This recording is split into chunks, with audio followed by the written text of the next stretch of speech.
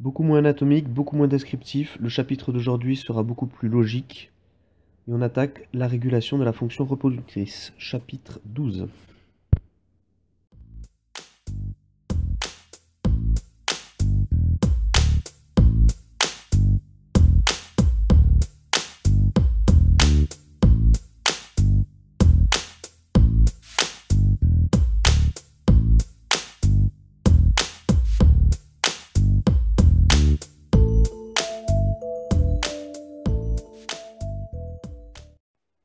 Le fonctionnement du testicule ou de l'ovaire est extrêmement important pour notre vie.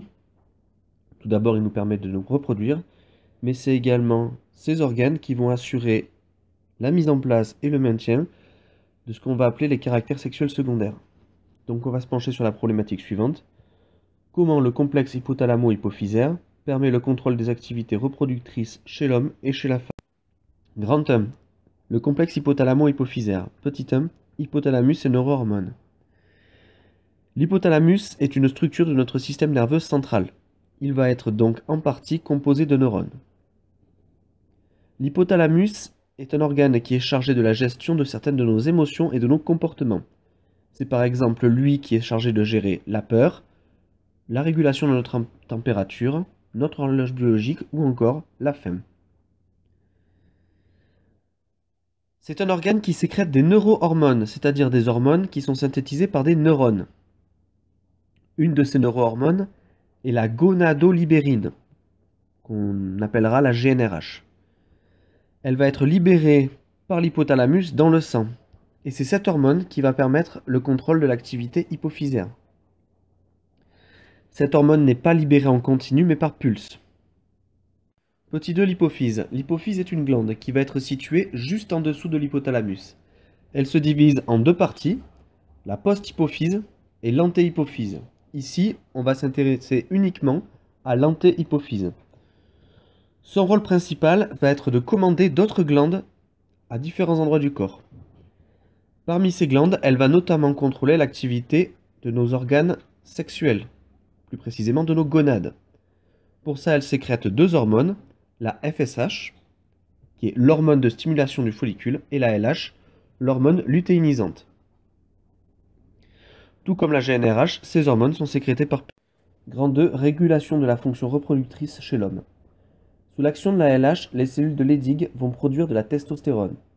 Je vous rappelle, les cellules de Leydig sont situées dans le tissu interstitiel des testicules. La FSH, quant à elle, va avoir pour cellules cibles les cellules qui sont responsables de la spermatogénèse.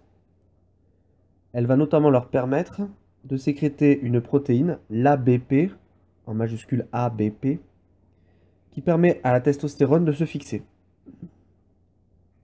La testostérone est une hormone active à de très faibles concentrations sur de nombreuses cellules cibles. On va avoir les cellules musculaires, certaines cellules du cerveau, bref, beaucoup de cellules cibles pour la testostérone. Elle est très dangereuse pour l'organisme si elle est sécrétée en de trop grandes quantités. C'est pourquoi il est important pour l'organisme que la concentration plasmatique de la testostérone soit extrêmement bien régulée. La testostérone dans le sang a une action sur les cellules hypophysaires et sur les neurones hypothalamiques. Plus il y a de testostérone dans le sang, et moins il y aura de FSH, de LH et de GnRH de sécrétés. Et donc, on va avoir une baisse de la concentration en testostérone. Inversement, si jamais il n'y a pas assez de testostérone, on aura plus de FSH, LH et de GnRH sécrétés, donc plus de sécrétion de testostérone. On parle d'un rétrocontrôle négatif. Grand 3, contrôle de l'activité ovarienne. Petit 1, durant la phase folliculaire. Durant cette phase qui commence le premier jour des menstruations, la FSH va agir au niveau des ovaires où elle permettra la croissance du follicule. En effet, un des follicules secondaires sur un des deux ovaires va commencer son développement au début du cycle. La LH permet la synthèse d'œstrogènes. Les œstrogènes vont permettre la croissance de la muqueuse utérine, qu'on appelle également l'endomètre, qui va s'enrichir en mucus et en glandes. Les œstrogènes sont également responsables de l'apparition et du maintien des caractères sexuels secondaires. Les œstrogènes exercent un rétrocontrôle négatif sur la production de GnRH, LH et de FSH. Cependant, Au cours de la phase folliculaire, la FSH permet la croissance du follicule qui va donc sécréter de plus en plus d'œstrogène. Arrivé à une certaine concentration d'œstrogène dans le sang, ceux-ci ne vont plus exercer de rétrocontrôle négatif mais un rétrocontrôle positif sur l'hypothalamus et l'hypophyse.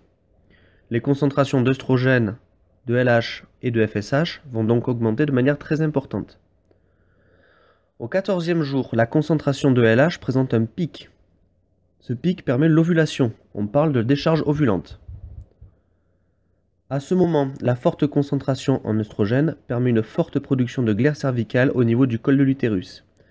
Cette sécrétion permet de faciliter le passage des spermatozoïdes du vagin jusqu'à l'utérus en période ovulatoire et également de bloquer les spermatozoïdes mal formés. Hors de la période ovulatoire, la glaire cervicale ne laisse pas passer les spermatozoïdes. Petit 2, pendant la phase lutéale. Après l'ovulation, le follicule est partiellement oblitéré. La concentration en œstrogène chute brutalement, tout comme les concentrations de LH, FSH et GnRH. La LH permet cependant à ce moment la transformation des restes du follicule en corps jaune. Cette structure va permettre la synthèse et la libération d'œstrogène, mais également de progestérone. Œstrogène et progestérone vont agir ensemble pour favoriser l'invagination de la muqueuse utérine. Cette invagination va permettre à terme l'implantation de l'embryon. Pendant cette période, c'est la FSH qui permet la synthèse de progestérone et la LH qui permet la synthèse des œstrogènes. La progestérone seule permet également le maintien de l'endomètre.